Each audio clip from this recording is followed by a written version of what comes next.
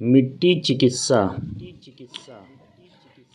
हम जानते हैं कि मिट्टी के संपर्क में रहने वाले तरह तरह के पेड़ पौधे तरह तरह के फल फूल सब्जियां देते हैं। हम यह भी जानते हैं कि मानव शरीर को बनाए रखने में यही फल सब्जियां हमारे लिए उपयोगी सिद्ध होती हैं। आज आप कोई भी अनाज लें, फल लें, सब्जियां, इन सब का मुख्य स्रोत मिट्टी है। फिर इन सब आहार की प्रोसेसिंग के लिए मिट्टी, पानी, धूप, हवा, आकाश, ये सारे तत्व मिलके कार्य करते रहते हैं। यह कार्य ऑटोमेटिक होता है, प्रोसेसिंग चलती रहती है। इसका मतलब हमारे शरीर में जो भी मिनरल्स, विटामिन्स, प्रोटीन इत्यादि आते हैं, उन सब की प्रोसेसिंग मिट्टी, पानी, धूप, हवा, आकाश के द्वारा होती है। और ये सब हमारे शरीर को स्वस्थ बनाकर रखते हैं। हमारे शरीर की रोग प्रतिरोधक क्षमता तभी बनी रहती है जब हम मिट्टी, पानी, धूप, हवा, आकाश तत्वों का उपयोग जाने अनजाने में करते रहते हैं। परंतु आज का मानव मिलावट की चीज़ों में फंसा हुआ है और उससे बचने का दूर दूर तक कोई रास्ता नहीं दिखता। यही कारण है कि आज हमारी रोग प्रतिरोधक क्षमता खराब होती जा रही है। शरीर में रोग बढ़ते जा रहे हैं। उनको रिपेयर करने की क्षमता आज के मानव में घटती जा रही है। पहले हम प्रकृति की गोद में ज़्यादा अच्छे से जीवन जीते थे। हमारे शरीर में आज के मुकाबले ऐसे रोग नहीं होते थे, और यदि कुछ एक आध रोग हो भी गए तो वह बहुत जल्दी रिपेयर हो जाते थे। परंतु अब यह इतना आसान नहीं है। यह सोचकर हमने प्राकृतिक चिकित्सा कैंप्स लगाना शुरू कर दिया। अलग अलग जगह पर ये कैंप्स हमारे लगते रहते हैं। इन कैंप्स में तरह तरह की क्रियाएं कराते हैं।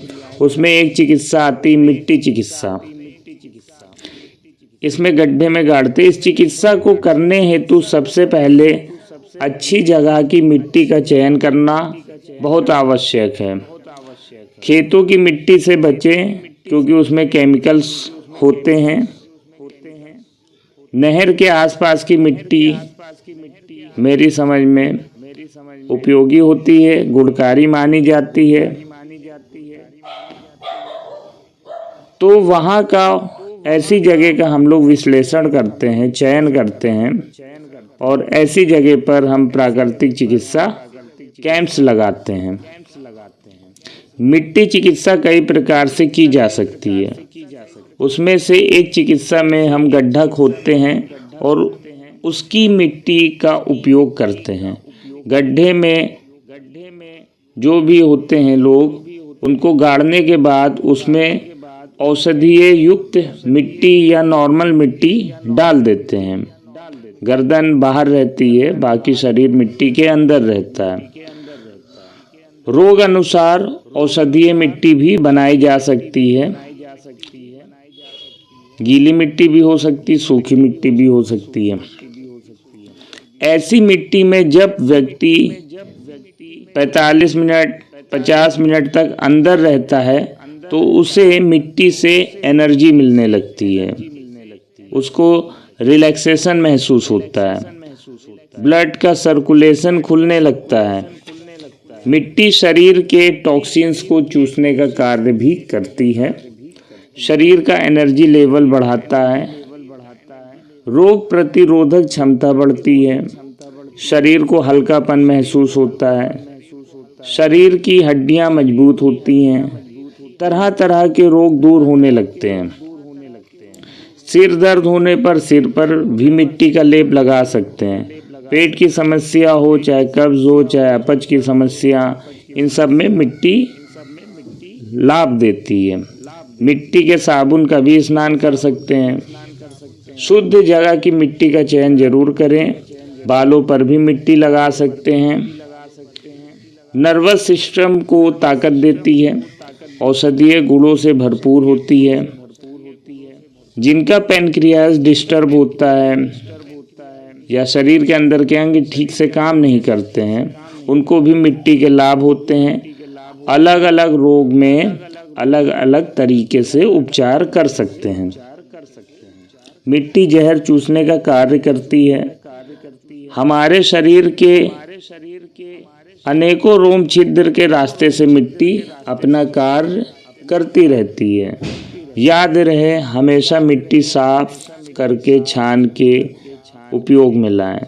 कंकड़ पत्थर ना हो। त्वचा के रोग में भी लाभ करती है। बीपी हो गया, डायबिटीज़ हो गया, शुगर हो गया, थायराइड हो गया, खाज, खुजली, स्पॉन्डिलाइटिस, मेंटल स्ट्रेस इत्यादि में, या तो वेरिकोस वीन्स की समस्या, कब्ज, एसिडिटी, स्किन प्रॉब्लम्स में लाभ होता है। इसके साथ साथ शरीर का शुद्धिकरण जरूर करें। शरीर का शुद्धिकरण करना बहुत आवश्यक है। मिट्टी के दबाव की वजह से ऐसा लगेगा जैसे शरीर की मालिश हो रही है। टेढ़ी मेढ़ी हड्डियां भी सीधी होने लगती हैं। अपने शरीर की सारी नाड़ियां एक्टिवेट हो जाती हैं। जो भी नस नाड़ी में जो भी कुछ फंस रहा हो वो सब खुल जाता है। अगर आप मिट्टी से दूर रहेंगे तो आपका जीवन खतरे में आ जाएगा।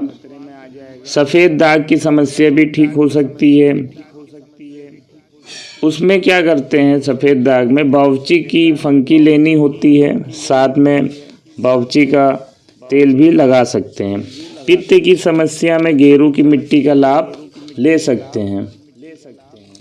पहले हमारे घर कच्चे होते थे, लोग पक्के होते थे, बलवान होते थे। आज घर पक्के हो गए हैं, लोग कच्चे होते जा रहे हैं। शरीर का सत्यानाश होता जा रहा है। पहले चमकते हुए बहादुर बच्चों की संख्या बहुत अधिक होती थी, आज कमी होती जा रही है। फिर कहाँ से देश सुरक्षित रहेगा? जब बच्चे बीमार रहेंगे तो देश भी खोखला होगा। इसलिए मिट्टी के संपर्क में आइए, जीवन बचाएं। शुद्ध देसी प्राकृतिक चीज़ों को अपनाएं, उनका सेवन करें और सुरक्षित रहें। साथ में योग करें, फिजिकल एक्टिविटीज़ को ज़्यादा करें, बच्चों को ज़्यादा कराएं। ये सारी चीज़ें, सुबह जल्दी उठें, सूर्योदय के पहले उठें। देश तभी मजबूत होगा जब आप स्वयं को मजबूत बनाएंगे, अपने बच्चों को मजबूत बनाएंगे। तो आप भी कैंप्स में आइए, आपका भी स्वागत है। बहुत बहुत धन्यवाद।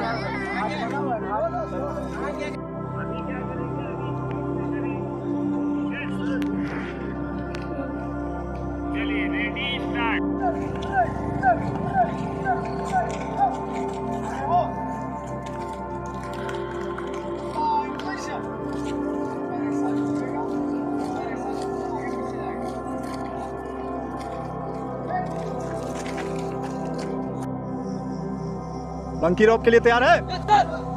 ठीक है शिवम गो। दूसरा चलो।